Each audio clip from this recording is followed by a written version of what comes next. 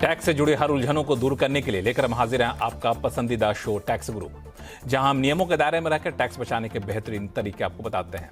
नमस्कार, मैं हूं लक्ष्मण राव और हमारे साथ हैं जाने माने टैक्स एक्सपर्ट शरद कोहली साहब। सर, आपका स्वागत है हमारे शो में। Thank you. और हम और कोहली साहब मिलकर कई सारी बारीक बातें आपको बताने वाले हैं।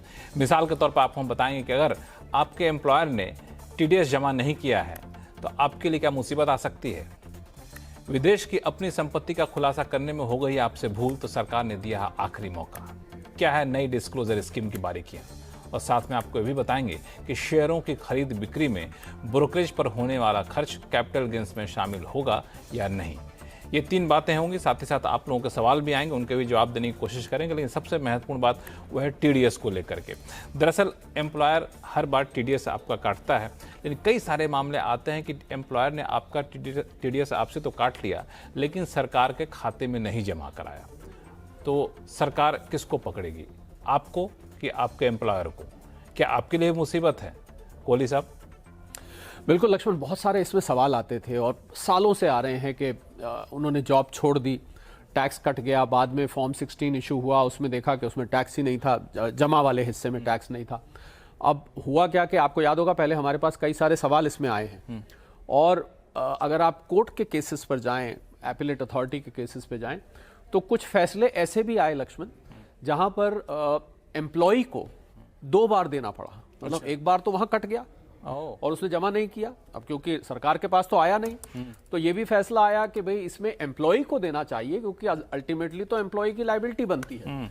तो अब ये IT-AT का विश्वनाथन रामकृष्णन का केस आया है, 2024 का केस है, बैंगलोर का ये लक्ष्मण केस है। और इस केस में ये ट्राइब्यूनल ने बोला कि अगर आपके एम्प्लॉयर ने आपका टैक्स काट लिया है, ये सभी कामकाजी लोगों के लिए बहुत जरूरी बात है, और उसने किसी कारण से जमा नहीं किया है। अब कारण क्या होते हैं मैंने देखा है, या तो उसको कैश फ्लो प्रॉब्लम आ गई और काट के हजम कर गए, उसको अपने पास रख लिया, या कोई फ्रॉड हो गया, कोई टैन रिलेटेड प्रॉब्लम आई, कुछ भी दिक्कत आती है। अगर आपकी पे स्लिप में वो TDS दिखाई दे रहा है और वो सरकारी खाते में जमा नहीं हुआ है, तो इसमें लायबिलिटी यानी SSE इन डिफॉल्ट इसको बोलते हैं, SSE इन डिफॉल्ट एम्प्लॉयर कहलाएगा। अब इसमें एम्प्लॉय को क्या करना है, एम्प्लॉय को सबूत देना पड़ेगा 2।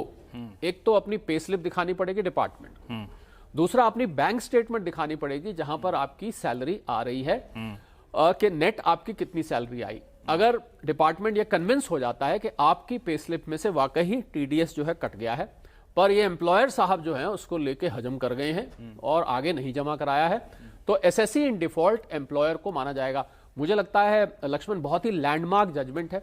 केस तो 2024 से चल रहा था, पर जजमेंट अभी निकल कर आई है कि अब मुझे लग रहा है बाकी के जो भी एम्प्लॉय जिनके साथ ऐसा हुआ है, और ऐसे मैं आपको बताऊं सच में तो सैकड़ों लोग ऐसे होते हैं हमारे पास ही टैक्स, कई सारे सवाल आते थे, मुझे याद है बहुत सवाल आते थे। तो मुझे लग रहा है ये जजमेंट एक थ्रेशोल्ड बन जाएगा कि इस जजमेंट के आधार पर आप डिपार्टमेंट जो है इस पे ये व्यू लेगा कि ये अगर आप सबूत दे देते हैं तो एम्प्लॉयर की लायबिलिटी बनती है। 2 बार किसी भी एम्प्लॉय को टैक्स पे करने की जरूरत नहीं पड़ेगी। लेकिन मैं ये पूछ रहा था कि ये स्थिति आखिर आती क्यों है? क्या इस IT के ज़माने में हम लोग ऐसी व्यवस्था नहीं कर सकते हैं कि एम्प्लॉयर के सैलरी से आप जैसे TDS काटेंगे वो एम्प्लॉय के खाते में आएगा नहीं, मतलब एम्प्लॉयर के खाते में आएगा नहीं, वो सीधा सरकार के खाते में चला जाए? मुझे लग रहा है वो सुविधा, क्योंकि होता क्या है जब एम्प्लॉयर TDS काटता है लक्ष्मण, तो पहले तो कई सारे एम्प्लॉयज होते हैं, एक तो ये समस्या है, तो उसको काट के इसको हम जो टैक्स डिडक्टर होता है उसको आयकर में क्वाजाई टैक्स ऑफिसर बोलते हैं। अच्छा। मतलब वो एक तरह से कुछ समय के लिए टैक्स ऑफिसर का रोल निभा रहा है। भाई आपने काट के अपने पास जमा किया, फिर उसको समय दिया जाता है, सबका इकट्ठा करेगा, 7 तारीख से पहले इसको अगले महीने की जमा करना होता है, उनका अपना टैन नंबर होता है, उनकी जैसे रिटर्न जाती है ना एम्प्लॉय की, ऐसे एम्प्लॉयर की भी रिटर्न जाती है, उसको टैन रिटर्न कहते हैं, TDS रिटर्न कहते हैं, वो हर महीने या हर क्वार्टर फाइल होती है। तो मुझे लग रहा है पूरी प्रणाली बनाई गई है और ऐसा मुझे लगता नहीं लक्ष्मण कि कोई बच के निकल जाए।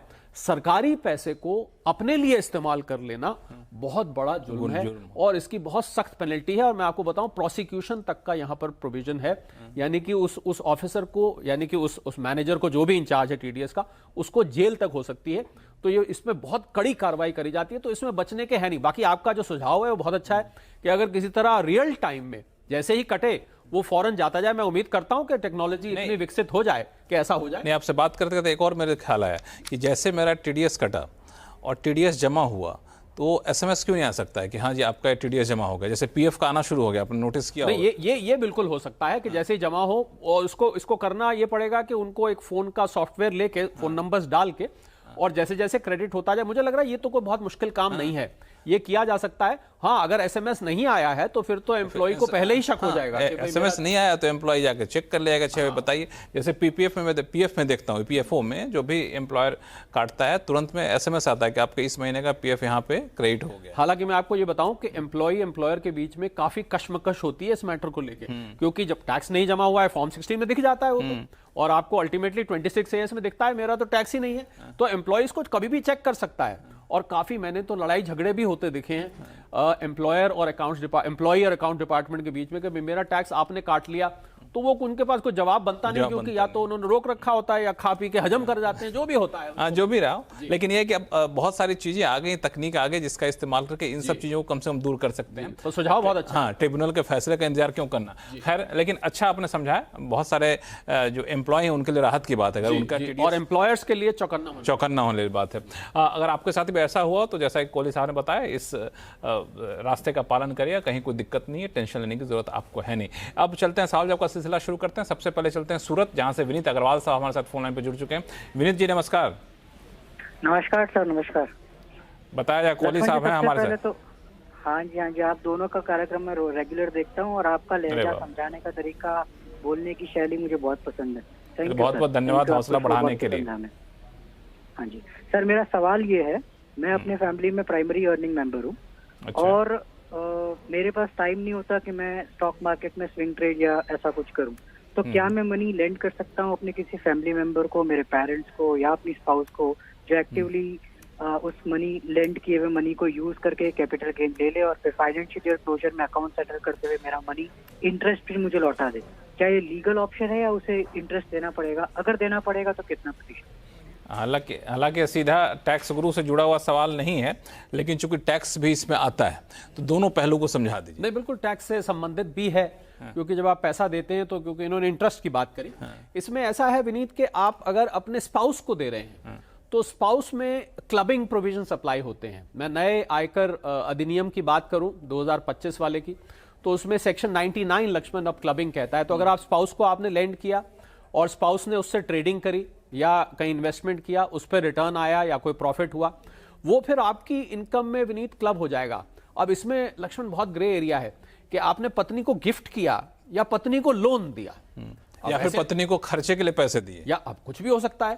पर सवाल यह है कि आयकर विभाग इसकी तह में जाता है कि भाई पत्नी को लोन देना थोड़ा अजीब सा लगता है। हालांकि दिया जाता है, ये नहीं है, ऊपर से इस पे ब्याज नहीं होगा। हाँ विनीत, अगर आप ब्याज कर पूरा एग्रीमेंट बनाकर अपनी श्रीमती जी से साइन करा लें, बाकायदा नोटरी वोटरी करा के, अजीब सा लगेगा हालांकि, पर अगर ऐसा कुछ कराते हैं और आप सिद्ध कर देते हैं कि वाकई में ये लोन है, तब तो शायद वो क्लब नहीं होगा, वरना पत्नी को दिया हुआ क्लब हो जाएगा। अब आपने पेरेंट्स की बात करी, पेरेंट्स में क्लबिंग प्रोविजन नहीं है क्योंकि आप मेजर है, माइनर्स में होता है।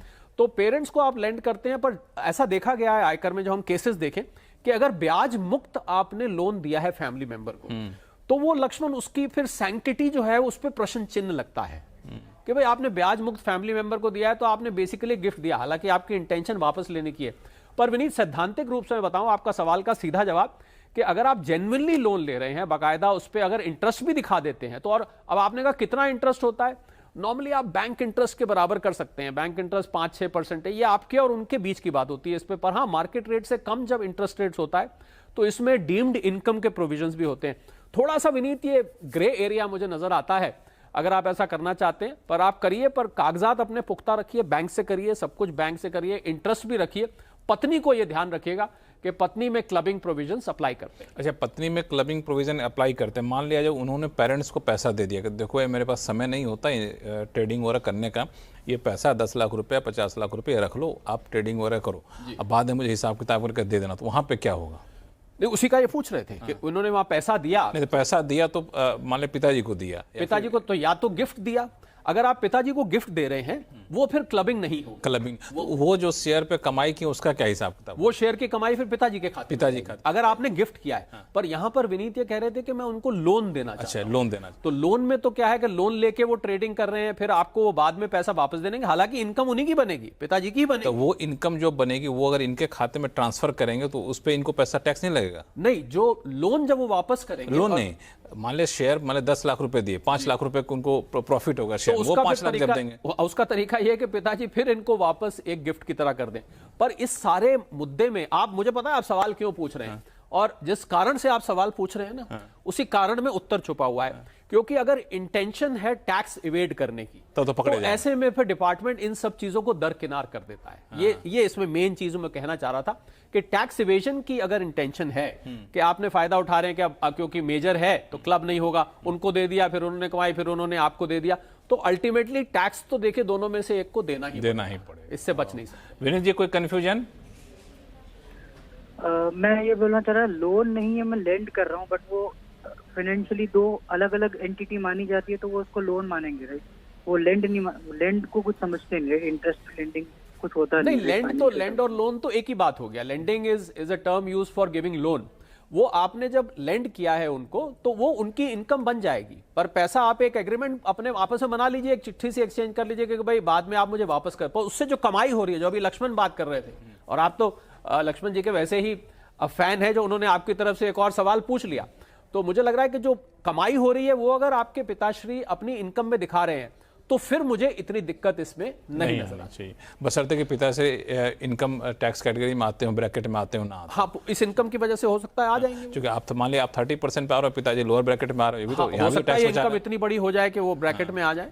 और ये बहुत, लेकिन सबसे मोटी बात जो मुझे लगी, जो कोहली साहब ने कहा कि टैक्स इवेजन अगर आपका मकसद है तो फिर आप पकड़े जाएंगे। अगर आपका मकसद सिर्फ ये है कि चलो उनको जरूरत पैसे की देना है, तब तो ठीक ठाक मामला है। सिर्फ टैक्स एविजन के मकसद से ऐसे करेंगे तो वो अच्छा नहीं होगा। हमारे टैक्स ऐसे केसेस हैं, केसेस, हाँ, और टैक्स गुरु के दर्शक हमारे बड़े समझदार भी होते हैं, ईमानदार भी होते हैं, तो काफ़ी कुछ क्लियर हो चुका है। विनीत जी, मैं उम्मीद करता हूं कि अब आपके सारे कन्फ्यूजन दूर हो गए होंगे। इस बीच रीवा से एक फ़ोन कॉल आ चुका है अशोक त्रिपाठी जी का। अशोक त्रिपाठी सर, नमस्ते। नमस्कार लक्ष्मण जी, और कोहली जी को ही मेरा बहुत बहुत नमस्कार। मैं दोनों का बहुत बड़ा फैन हूँ, आपका हमेशा टैक्स गुरु देखता हूँ। चलिए, बहुत अच्छा लगता है। टैक्स गुरु देखते रहिए और ऐसे फीडबैक देते रहिए। जी जी जी, बताइए सवाल क्या है? सवाल मेरा दो है सर। अशोक जी, आपकी आवाज कम आ रही है, थोड़ा सा जोर से बोलेंगे। अभी मेरा सवाल दो है सर। मैं रिटायर्ड हूँ और मेरा म्यूचुअल फंड में इन्वेस्टमेंट है जी। तो म्यूचुअल फंड यूनिट हम अगर बच्चों को ट्रांसफर करना चाहते हैं तो उसमें लॉन्ग टर्म कैपिटल गेन किसको लगेगा, मेरे को लगेगा कि उनको लगेगा?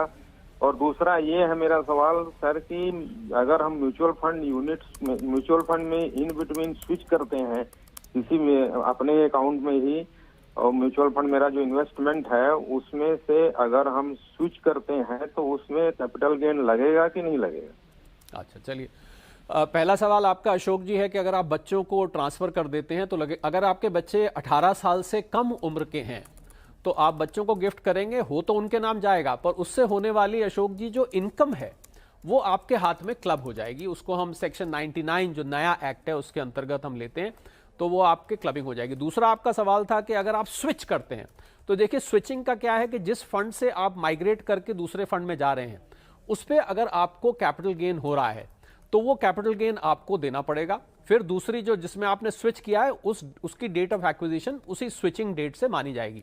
तो वैसे तो स्विचिंग है, पर जो कंक्लूडिंग ट्रांजैक्शन है जब आपने स्विच किया वो उस समय मान लिया जाएगा और आपको देनी पड़ेगी। आपको पता ही होगा कि 1,25,000 तक अगर इक्विटी का आपको म्यूचुअल फंड है तो उसमें 1,25,000 तक की आप एक बेनिफिट ले सकते हैं, आप उसकी डिडक्शन क्लेम कर सकते हैं। इसका भी ध्यान रखिएगा, ये दोनों में अप्लाई करता है, आपके पहले सवाल में भी और आपके दूसरे सवाल में भी।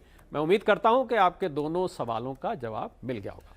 अशोक जी, अगर 18 साल से ऊपर है तो 18 साल से ऊपर के बच्चे हैं तो फिर तो जब आप उनको ट्रांसफर करेंगे तो जो कैपिटल गेन होगा वो फिर बच्चे अपनी रिटर्न में दिखाएंगे, उसको आपकी तरफ से वो गिफ्ट मान लिया जाएगा। मैं सलाह दूंगा कि एक चिट्ठी आप छोटी सी बना के रख लें बच्चों के नाम कि ये मैंने इतने म्यूचुअल फंड यूनिट्स आपको गिफ्ट किए हैं, बच्चों को एक प्यार भरा पत्र लिख के रख लें, जिससे कल को आयकर विभाग मांगता है तो आप उसको दिखा सकें। वैसे बच्चों को उसका कैपिटल गेन या उसमें डिविडेंड जो भी होगा वो बच्चों को अपनी रिटर्न फाइल करके दिखाना पड़ेगा। हालांकि बता दूं कि कोहली साहब सिर्फ सीए ही नहीं है, ये दरअसल वकील भी हैं, तो वो दोनों तरह से चीज़ों को इतना फुल प्रूफ बना देते हैं, कहीं को टेंशन की जरूरत पड़ती अब मुझे ये लगता है कि कल को दिक्कत ना आए, कल को हो सकता है 2 साल बाद पूछा जाए तो फिर वहां आपको ट्रांजैक्शन याद नहीं रहता है, कागज का टुकड़ा पड़ा होगा तो कल को आप उसको अच्छा, आप जब जाते होंगे हियरिंग ओवर में तो आपको ये सारी चीजें पता होती है, इस तरह से काम आते हैं? हाँ, हमें पता है कि कागजात क्या तैयार करके, हमें पता है उन्होंने इतने अब लक्ष्मण 36 साल हो गए। 36 साल हो तो गए। 36 साल देखने में यंग लगता है, लेकिन 36 साल से आप प्रैक्टिस कर रहे हैं। तो वो आपको क्या है, करते करते पता लग जाता है कि क्या चीज मांगनी है। आप करते करते एक तरह से ऑफिसर ही बन जाते हैं। हमें वही मैं देख रहा हूँ कि आप सिर्फ टैक्स बचाने का रास्ता नहीं बताते, बल्कि कानूनी पेचीदगियों में भी आप सेव कर देते हैं। कोशिश तो यही रहती है। कोशिश। चलिए, बहुत बहुत धन्यवाद। और छोटा सा ब्रेक ले लेते हैं। ब्रेक के बाद आएंगे तो एक बड़ा ही दिलचस्प मामला आया है कि जिनकी संपत्ति विदेश में है लेकिन सरकार को नहीं बताया, इनकम टैक्स डिपार्टमेंट को नहीं बताया, तो उन पर लगता था भारी पेनल्टी, लेकिन सरकार ने एक नई डिस्क्लोजर स्कीम दी है। आखिरी मौका दिया कि चाहे तो बता दीजिए कौन सी संपत्ति बतानी है, कैसे बतानी है, बताने पर क्या आपको देना होगा, ये सारी बातें बताएंगे छोटे से ब्रेक के बाद। कहीं जाइएगा नहीं।